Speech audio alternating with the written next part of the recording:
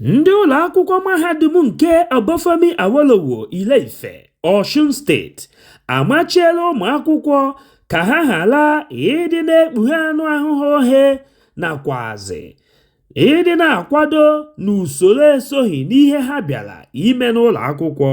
Ekike ndị ha machibidoro gụnyere ịdị na-akpụta uwe ka ọ tapara gị n'ike mgbe ị na-aga ije.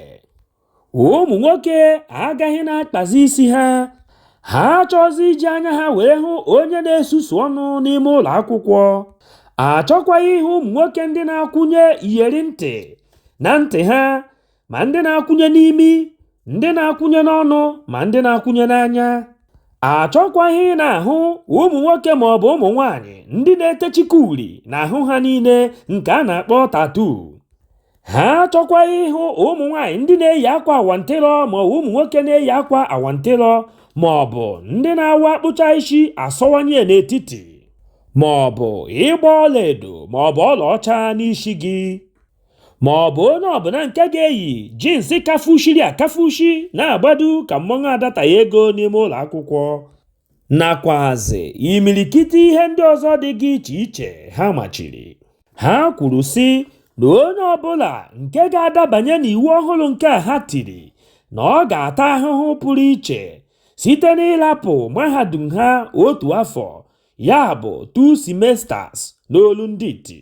Ogbu onye akpa ntị jikwazi ohere a were na-ekpupụrụ ndị OAU okpu nke ya iji were kwado iwu nke a ha tiri, maka na mgbe ụfọdụ ọ bụrụ na imeghị ihe ka onye ala, ndị mmadụ agaghị anụ ihe i kwuru. Ọ bụrụ na ị ma na ị chọrọ ịgụ akwụkwọ nke nne na nna gị zitere gị ka ị gụọ, ị gụwago ya bụ akwụkwọ gụruo ya n'isi. Mana ọ bụrụ na ị chọrọ ịgba ịwantịrọ, ijebe ebe a na-agba ịwantịrọ, gbaa ya ma gbaruo ya n'isi, maka na mahadum abụghị ebe a na-abịa eme ntụ ma ọ bụ eme mpụ dị iche iche. Mahadum bụ ebe a na-abịa ka enweta ọzụzụ nke ga-edu gị n'ogologo ndụ gị niile. Anakwa m agwa ụmụ akwụkwọ ndị ọzọ nọ na mahadum dị iche iche ka ndị mahadum ha gbaa mbọ hụ na ha ṅomiri ihe ndị OAU mere ma mejupụtakwa ya n'ụlọ akwụkwọ nke ha. Nke a ga-enyere aka n'ibe ụmụaka ụfọdụ ọdụ bụ ndị nka na-eto eto ka ha hapụ ịmụta ihe ọjọọ, maka na okolo elu elu wara ọgọdọ, ikuku eburu ya ma burukwa ọgọdọ ya. Otu nwoke onye Naịjirịa bi na mba ofesi Amerịka a na-akpọ Hassan Adeyemo ejila egbe gbagbuo nwunye ya. Ndị onyokomite anyị mere ka anyị mara na ọ bụ ndọha na mkpọgha ife isi kpakakpaka onye ekwekwere nke ibe ya kwuru nke dị n'etiti ha na-abọ bụ ya kpatara Hassan jiri wee bute egbe were gbatọọ nwunye ya, o were bụrụ onye nke nwụrụ anwụ.